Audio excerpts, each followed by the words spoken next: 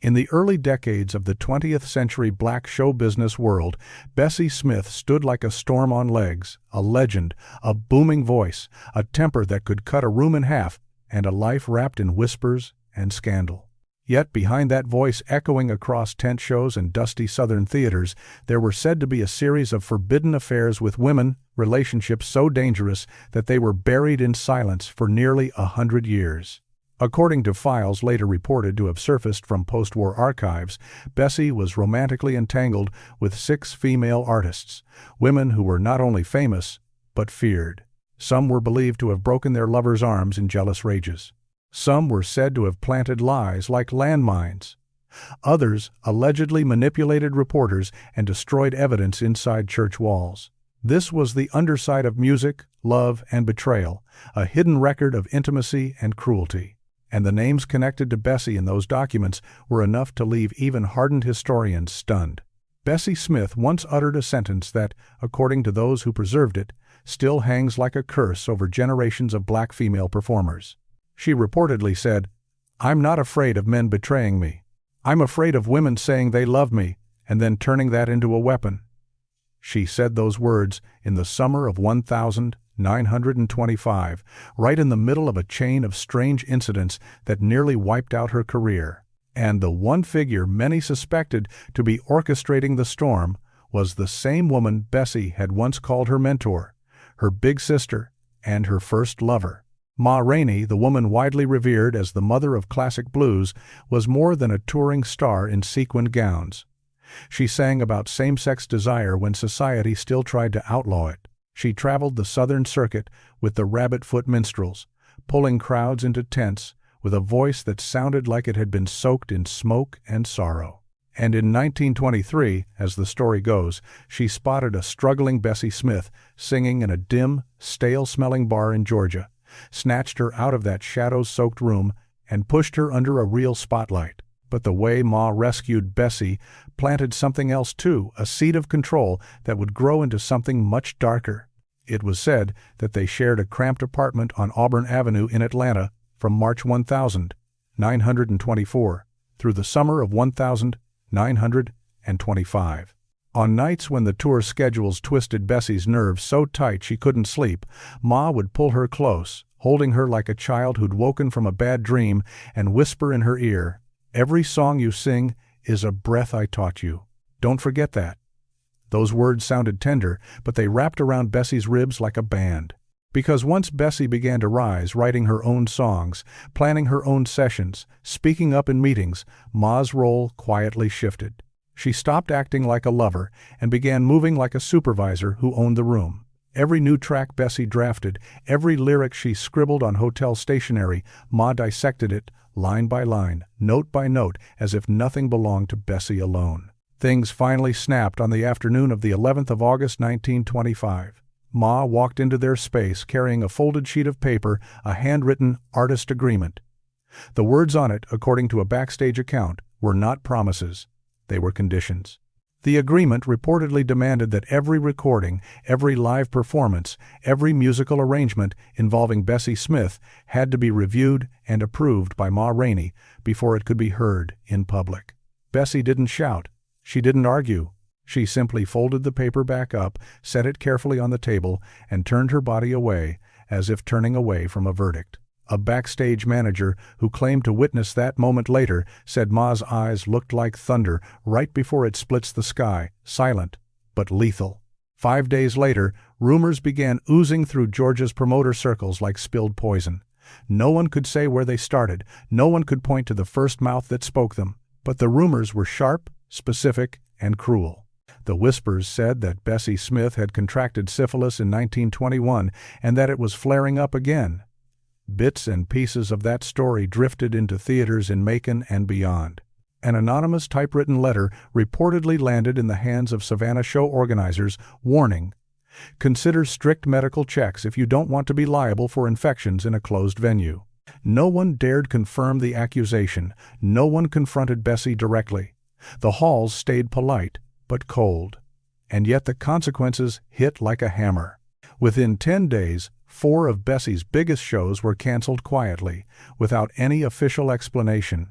Contracts simply dissolved into silence. On the 1st of September 1925, Bessie Smith walked alone into Grady Memorial Hospital. She sat in a crowded, low-ceilinged waiting room, the smell of antiseptic and floor cleaner clinging to the air.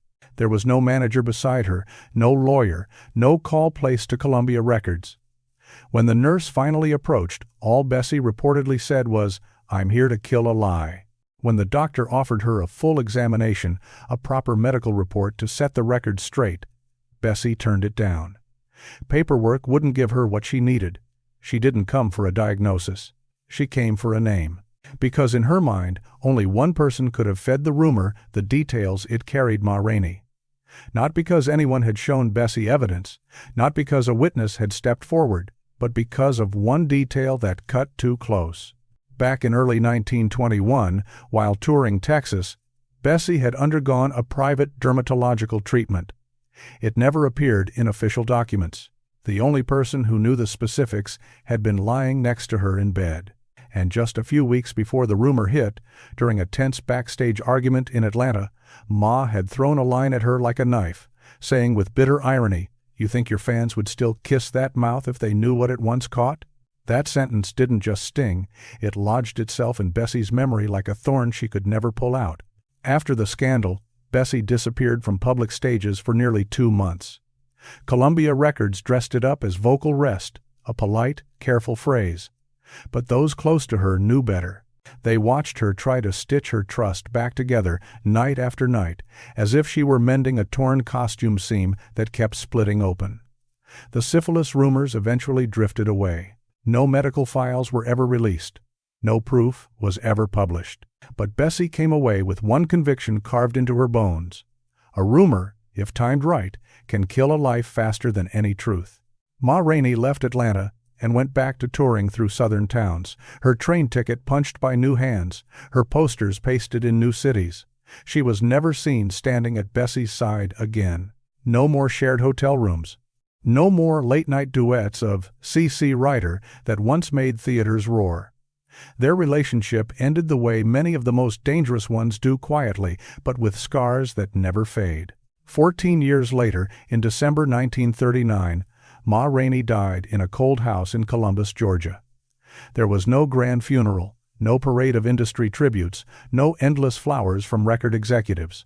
An elderly neighbor later recalled that Ma had spent her last 3 years refusing to look into a mirror, taping over the glass as if she were afraid of the haunted face that might stare back. In certain black lesbian circles, her name slowly became attached to a kind of curse, the woman who, people said, had pushed Bessie Smith into darkness with nothing more than a whispered threat. As for Bessie, those who heard her after that ordeal said her voice grew rougher, more jagged around the edges. Like every note in downhearted blues was a fist connecting with the jaw of a betrayer. She never spoke Ma's name again. Not on stage, not in interviews, not in song lyrics. The silence held until 1936, when she wrote to a close friend and left one cold line on the page. "Some people say they love you just to use your past like a whip." And so, when a newly uncovered private list revealed the women Bessie believed had made her feel both fiercely loved and savagely wounded, the very first name she reportedly marked down was Ma Rainey. Not because of their sex, not because of the nights they shared, but because Ma had turned one private secret into a weapon and, in Bessie's eyes, nearly killed her career at the precise moment it burned the brightest. If Ma Rainey was the first thunderclap that shaped the sound of black women's blues, then Ethel Waters was the first blinding Hollywood spotlight ever turned on a black woman who had clawed her way out of the gutter. Born in 1,896 inches, Chester, Pennsylvania, raised in relentless poverty, assaulted at 13, Ethel never truly trusted love. What she trusted was survival. With a voice that cut straight through the room and a face that could turn to stone on camera, she climbed from lounge singer to the first black film star invited to speak inside the White House. By the 1,930 seconds, the public crowned her the first black queen of the silver screen. Ethel herself preferred another identity, a woman redeemed by faith. She reportedly attended church multiple times a week and, according to financial records, donated more than $20,000 in 1931 to a Harlem congregation.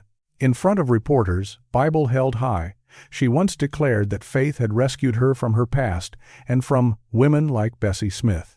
But what never made it into print was the allegation that Ethel had once shared not just a hotel suite with Bessie in Chicago, but long nights where faith was set aside and flesh spoke louder. Their story, as reconstructed from diaries and secondhand testimony, began in early December 1931, when both women performed at a charity event at the Chicago Civic Opera House. After the show, Bessie was supposed to head back to her own hotel. Instead, Ethel's assistant unexpectedly invited her to stay at an uptown apartment. Ethel kept under a long-term lease, a private retreat she used to escape the noise. Bessie reportedly hesitated, but once she stepped inside, felt the warmth of a lit fireplace, caught the faint aroma of church incense, and heard melancholy music drifting from the record player, she seemed to know she would not be leaving that night. In the early hours of the 12th of December 1931, a diary entry written in blue ink, later attributed to Ethel, painted a disturbing picture. In it, she described seeing a devil in Bessie's eyes, something not simply woman or man, but a naked soul knocking on her door in the dark. On the same page, underlined with an unsteady hand, were words translating roughly to, "I made her kneel before me." The exact context of that phrase has never been confirmed, but its implications have haunted every retelling. No one else witnessed what unfolded in that apartment, but according to a housemaid named Josephine, around 7 in the morning she heard nearly 2 hours of low scripture murmurs blended with crying and strange broken sounds, half sobbing, half mocking laughter. When Josephine quietly opened the living room door a crack, she later claimed she saw Ethel on her knees on the floor, head bowed over a Bible laid carefully on an armchair. Beside her stood Bessie Smith, expression carved in stone, arms folded, eyes fixed on a painting of a crucified Christ hanging on the wall. Around 8 o'clock, something snapped. Josephine recalled that Ethel suddenly rose, walked to a small altar in the corner, took a bottle of holy water, turned back, and without any warning, splashed it straight into Bessie's face. Ethel shouted that she would not be seen as a weak-hearted woman, that her body was meant for Christ, not as a refuge for desire.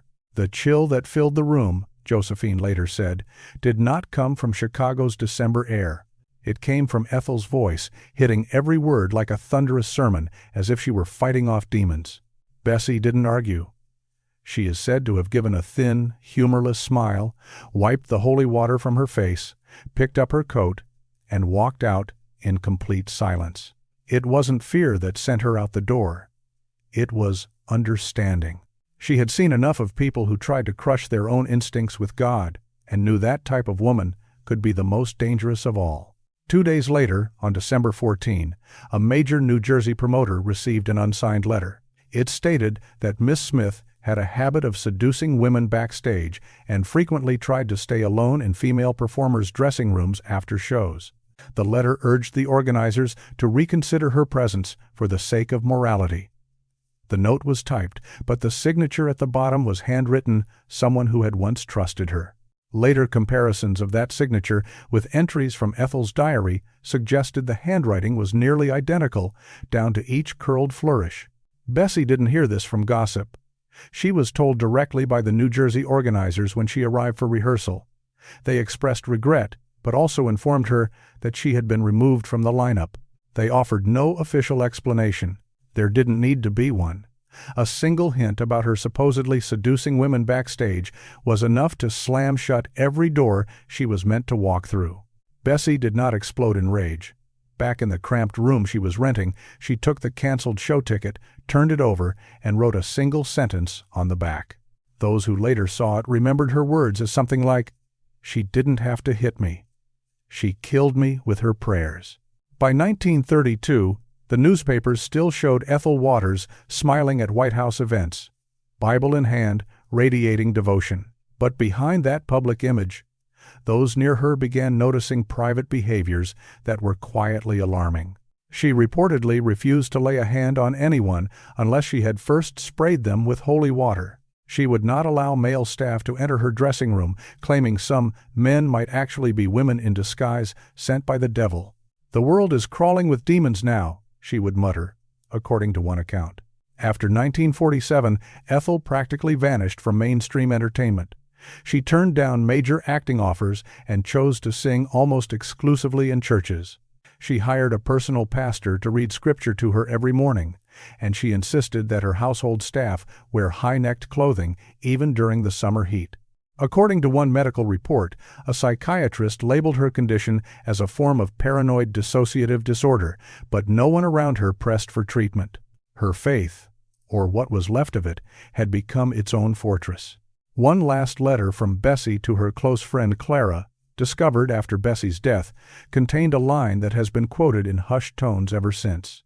Bessie wrote that this particular woman had wanted to touch her and burn her with prayer at the same time. She said she had never seen someone so terrified of themselves that they felt the need to hide beneath God's skirts.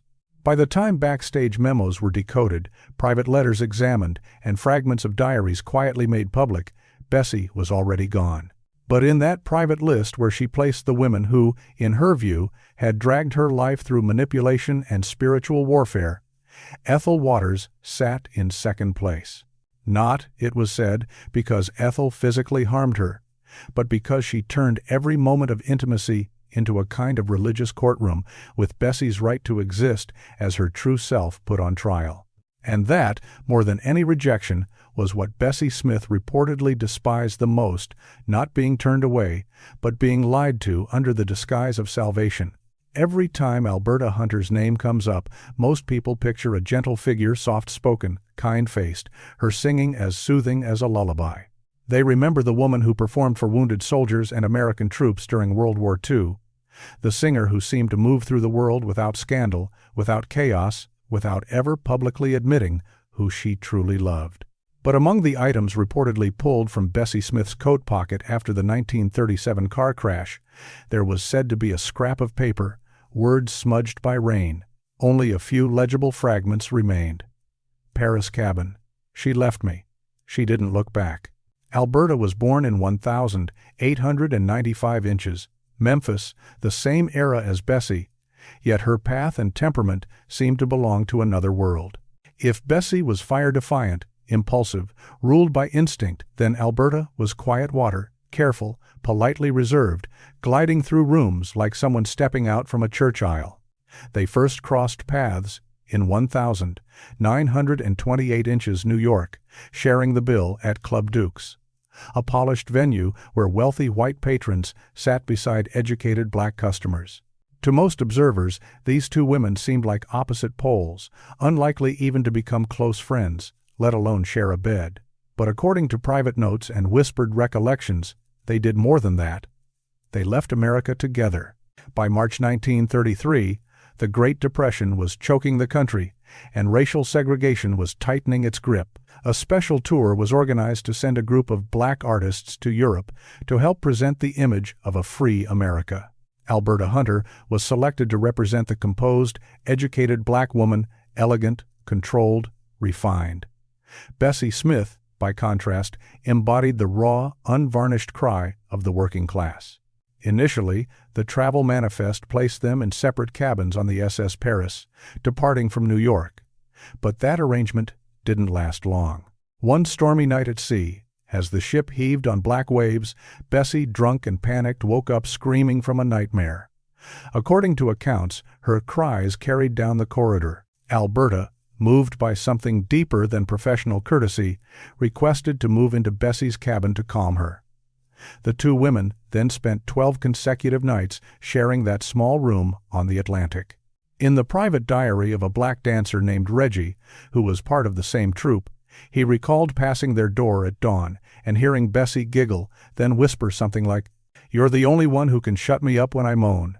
No one can say for certain what happened between those 4 cabin walls, but from the third night onward, Alberta skipped dinner with the group, requesting that tea be brought to the room instead. She began writing letters in French, though no one had ever actually seen her studying the language. She double-locked the cabin door whenever Bessie stepped out, as if the space they shared had become its own hidden world. On the 4th of April 1933, the ship docked at Le Havre. The performers took a bus into Paris and were housed at the Hotel Lutetia, a place that had once sheltered names like Hemingway and Josephine Baker. The performance schedule was tight, demanding, relentless. Yet every night, Alberta and Bessie were seen returning to their room at the same hour, shoulders nearly touching, their silence speaking more than words. For the first 2 weeks, everything appeared to be in balance. Bessie seemed unusually light, almost hopeful. She was drinking less, focusing more. She made a point of dressing well, wearing velvet blouses, dabbing on Alberta's perfume, brushing her hair carefully before leaving the room. Then came the night of April 21. After a performance in Montmartre, Bessie accepted 2 glasses of rum sprinkled with powdered painkillers by a dancer who claimed it would loosen her tense muscles. On the carriage ride back to the hotel, Bessie's hands began to shake. Her sentences slurred, her vision clouded. By the time Alberta got her up the staircase, Bessie's body was no longer cooperating. Witnesses later recalled that Bessie collapsed onto the floor of their room, vomiting, then stiffening, muscles locking in violent spasms. Her hands clenched the bedsheet as if she were hanging off the edge of the world. It was reported that the night receptionist, a man named Joseph Durand, saw Alberta rush downstairs, frantic, asking for cold towels and assistance. But then, according to his statement, she simply never came back. When Joseph went to check the room around 2 a.m, he found Bessie naked on the wooden floor, the lamp still burning. Her eyes were wide open, her lips cracked and dry, her skin tinted bluish from the cold. Alberta was gone. No coat, no explanation, no note, just absence. Joseph called a doctor and covered Bessie with a blanket. She woke hours later in a hospital bed, disoriented, throat raw, body weak. Nurses later recalled that she asked only one question, 3 times, gripping the sheets as she spoke. Where is she? The answer, when it came, was like ice. Alberta had left the hotel that same night, checked into a different place, and told the staff she needed solitude to pray for her sick friend. What haunted Bessie for years afterward wasn't just the fact that Alberta walked out. It was the silence that followed. For nearly 2 decades, no explanation arrived, no handwritten apology, no confession, not a single sentence acknowledging that night existed. From 1934 onward, whenever someone said Alberta's name in Bessie's presence, she reportedly answered with a single line. The only one who could quiet me when I hurt was the one who left when I needed her most. After the war, Alberta stepped away from the music world entirely. She studied nursing, took a job at Goldwater Memorial Hospital, caring for elderly patients and those dying of cancer. She dodged every question about Bessie, about Paris, about the 1933 tour, or the SS Paris cabin. Interviews that pushed too close were neatly sidestepped or shut down. In public, she was the devoted caregiver, the polite former singer who had traded nightclubs for hospital corridors. In private, according to some staff, there were nights she woke from sleep shaking, whispering words no one understood. One nurse who worked the final shift with Alberta in the winter of 1984 later claimed that in her delirious last hours, Alberta repeated one question 3 times. Did she forgive me? No one in that hospital room could answer. Bessie had died back in 1937 inches, a Mississippi car wreck. On the way to the hospital, witnesses said she was still conscious, still talking, yet she never once spoke Alberta's name. The only strange thing, according to the police inventory, was what they found in Bessie's leather purse. A small square of pale blue silk, folded with care. Embroidered delicately in silver thread were the initials A.H. That tiny handkerchief, clutched by a woman who never got her apology, has led many researchers to believe that somewhere between rage and heartbreak, Bessie held onto Alberta like a scar she never allowed to fully heal. When documents from the 1933 European tour were eventually declassified, and researchers pieced together fragments of ship logs, hotel notes, and private correspondence, a question formed that no one alive could truly answer. Who was Alberta Hunter to Bessie Smith? A guardian angel who held her together in the middle of a storm-tossed ocean? Or the one who walked away on the coldest night of her life and allowed 5 silent decades to swallow the truth?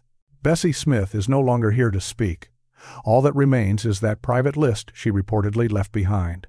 On it, she ranked Alberta third among the 6 women she believed had broken her life apart.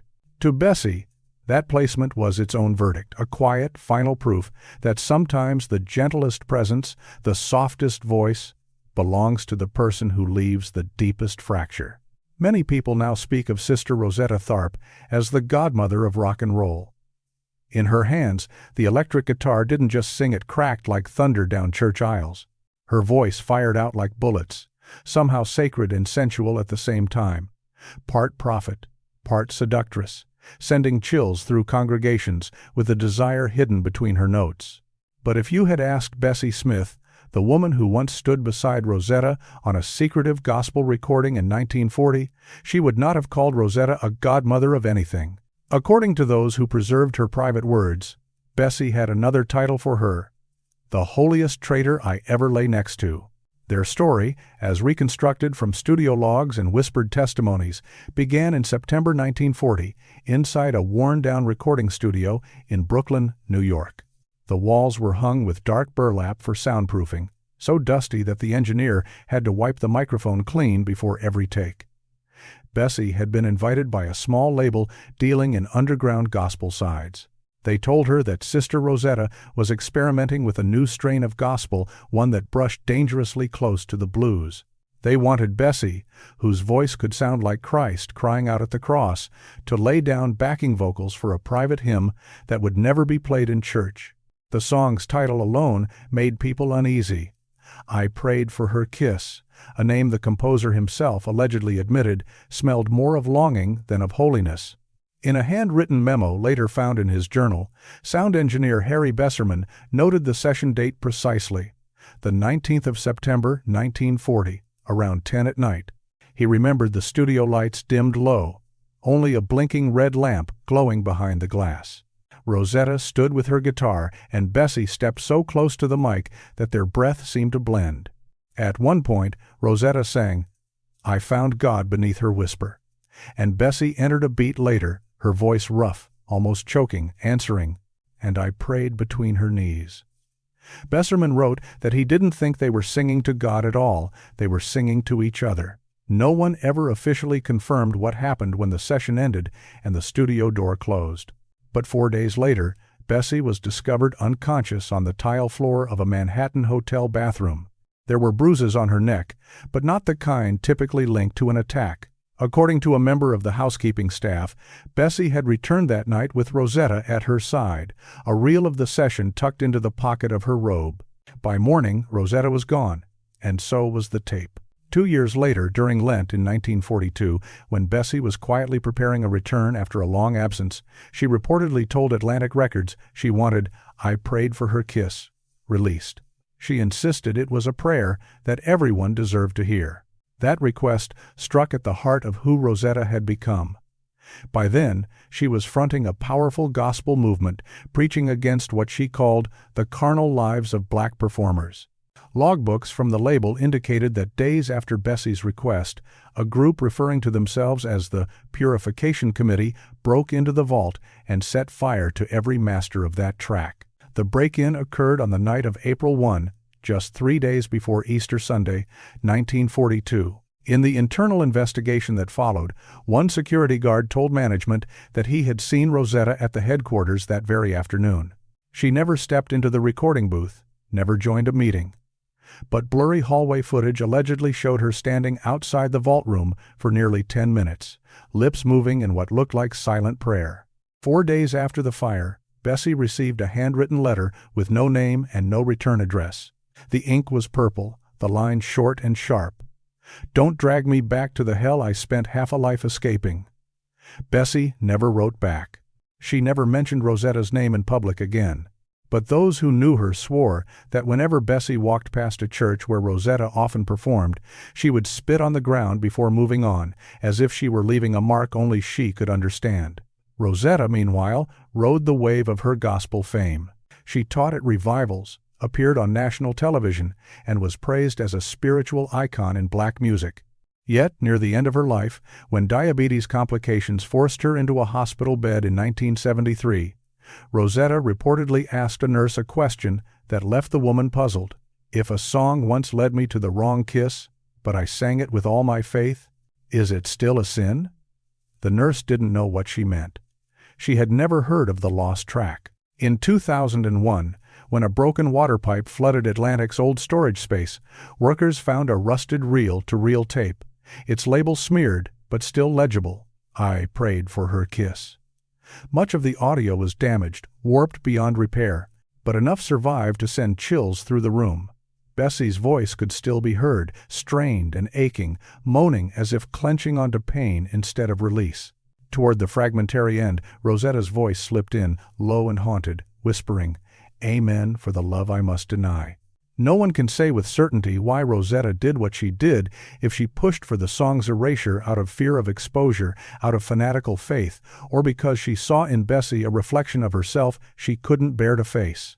But one thing was clear in the fragments that survived. Among all the gospel pieces Rosetta had ever sung, this was the one she spent her life pretending didn't exist. And for Bessie, the fact that Rosetta had allowed a piece of music born between them to be hunted down and burned wasn't just another betrayal, it was a curse. A frozen shard lodged in her chest, something that never thawed for as long as she lived. No one, people often said, screamed about love between women the way Big Mama Thornton did into a microphone, like she wanted to devour the feeling whole and crush the room with her bare hands. Her voice once made Elvis Presley bow his head and imitate her phrasing. She was the first to record Hound Dog, a fierce blues force with the build of a linebacker and eyes that always looked half drunk, half hungry, never pretending to be anything other than who she was. But behind every explosive song she roared through smoky bars was a trail of nights soaked in liquor, sex, and out-of-control rage. And at one of the darkest, most fragile turns of that path, she crossed into Bessie Smith's life like a filthy wave, carrying lust, fury, and blood in its wake. It reportedly began in the fall of 1935. New Orleans was drowning in rain that backed up into the sewers, the streets slick with filthy water and the thick smell of whiskey leaking out of every doorway along Iberville Street. Bessie was winding down her final Southern tour, returning to audiences after a long silence stained by rumor and scandal. She was older now, quieter in some ways, but still sang until her throat felt like it was on fire at underground hush-hush shows, the kind you only entered if you knew the password. One of those secret shows was advertised by word of mouth as Ladies' Night of Fire, a midnight event where Bessie held the power to call any woman she wanted onto the stage on one condition: they had to be women, and they had to be brave enough to burn with her. On the night of October 2, a 17-year-old girl named Willie Mae Thornton drifted into New Orleans from Alabama. Boots torn, a half-finished lily tattoo curling along her back. She had never cut a record. No one recognized her name. But that afternoon, when she sang at a small bar, Bessie overheard her. What came out of that teenager's mouth was a raw, guttural howl erupting from a girl who looked built like a wrestler. Bessie didn't ask for her ID. She didn't ask anything. She simply turned to her manager and, according to those present, said, "Tonight, she sings with me." Ladies' Night of Fire raged on until 3 a.m. The underground room held maybe 40 people at most, but the crowd fell dead silent when the two women stepped up side by side to sing Street Louis Blues. There were no elaborate lights, no full band, just a lone electric guitar and the stomp of shoes on bare concrete pounding out the rhythm. At the final verse, Bessie stretched out the line, "I hate to see that evening sun go down," her voice slowing into something heavy and aching. Big Mama slipped in behind her, wrapped her arms around Bessie's waist from the back, and finished the lyric in a low moan. "'Cause my baby, she done left this town." The lighting tech later told people that what came next was pure chaos. Bessie turned around, grabbed Big Mama's hand, and they tumbled onto the stage carpet together. Skirts hiked up, heads bumping the speaker, laughter spilling out, tangled with moans and breathing so loud the microphone picked up every ragged inhale like a drum. No one in the audience could tell if it was a choreographed stunt or a burst of reckless heat they weren't supposed to see. 10 minutes later, the police broke the spell. Officers kicked the doors open, cut the power, flooded the room with shouted orders, and arrested both women for being improperly dressed in a private space. The incident never appeared in any official newspaper column, but in the Southern underground art circles it spread like legend. People whispered that Bessie had found fire again near the end of her road, and had forgotten that fire doesn't just warm, it burns. The next morning, Big Mama was bailed out first. Bessie, however, spent the night in a hospital bed. Her knee bruised from the fall, her body stiff and sore. It would have been easy to assume that was the end of their brief collision.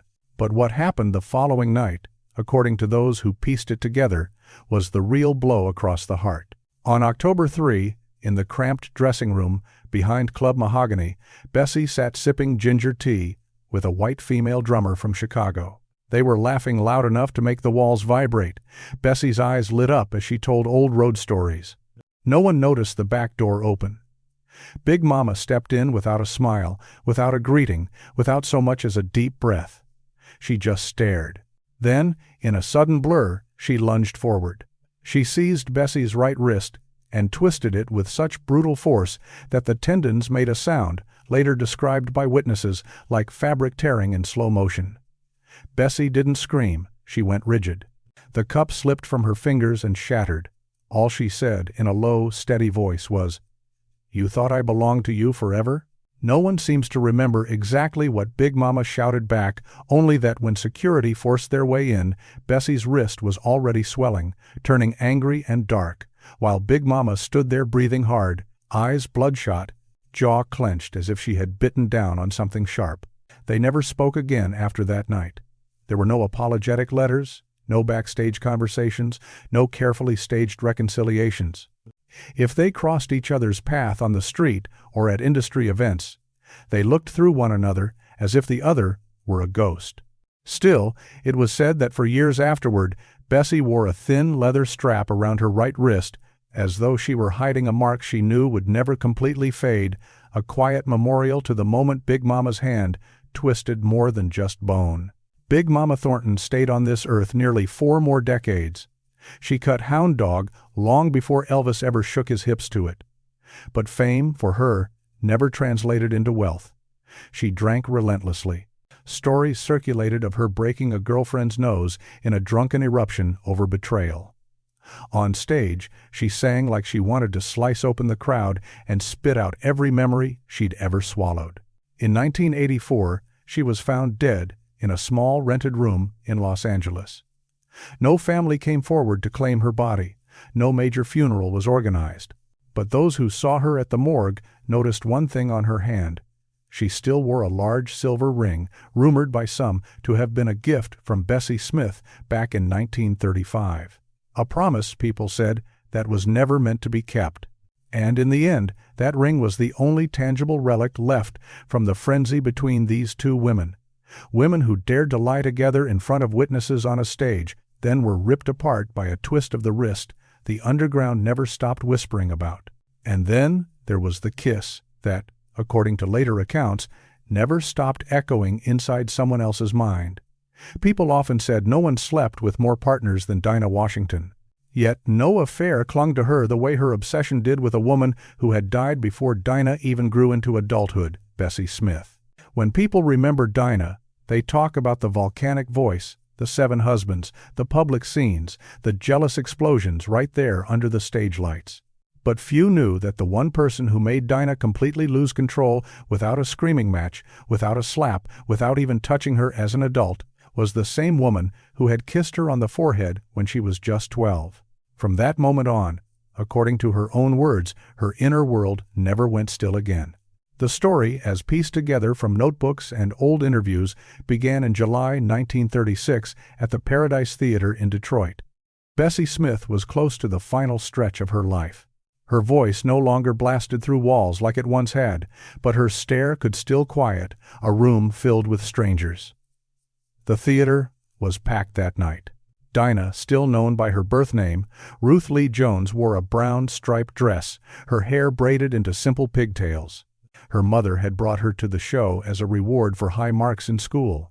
After the curtain fell, they squeezed through the throng, pressing toward the backstage area, where women pushed and leaned in, desperate for an autograph, a glance, a shared breath.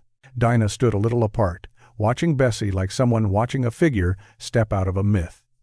Then, something no one could explain happened. Bessie leaned down, placed a soft, deliberate kiss on the girl's forehead, and then walked away without asking her name, making no small talk, as if she were simply passing through. For Bessie, it may have been a second. For Dinah, it split her life in two. In a private notebook dated 1956, Dinah wrote in heavy black ink that she couldn't remember a single song from that Detroit night. All she remembered was the feeling of Bessie's lips on her forehead, like someone flipping on a switch for desire from a past life. No one but Dinah would ever truly know how deep that lightning strike went. By 14, Dinah had run away from home, turning herself into a bar singer in smoky rooms, drifting between girlfriends and affairs with married men twice her age. Every relationship seemed to end in the same pattern: arguments, chaos, attempts to dominate, followed by a violent kind of walking away. To the outside world, she was just a wild, uncontrollable diva, leaving wreckage behind her. In her diary, though, she wrote a single line that explains more than any headline: "I don't know how to love anyone without wanting to tear them apart." By the 1952, Dinah Washington had become one of the most commanding black blues voices in America. But one strange fact followed her everywhere. She consistently refused to sing any of Bessie Smith's songs. Not in concerts, not in private sessions, not even when the idea could have made her a fortune. When the press asked, when fans pleaded, when her label pushed her to cut an album of Bessie covers, she blocked the idea each time. Her public excuse was always the same: "My voice ain't old enough." Insiders knew her voice could make men leave their families. It could stop a band cold mid-song and make the room hold its breath. But it could not, or would not, reach back to the shadow of the woman who'd kissed her when she was 12.